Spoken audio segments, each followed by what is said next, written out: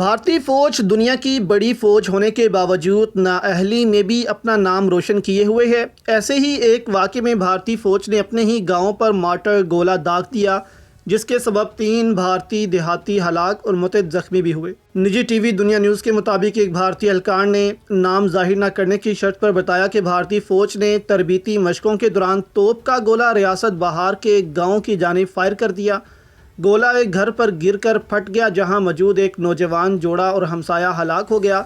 Martyr गोला लगने से घर के सहन में मौजूद दीगर लोग शदीद जख्मी भी हुए।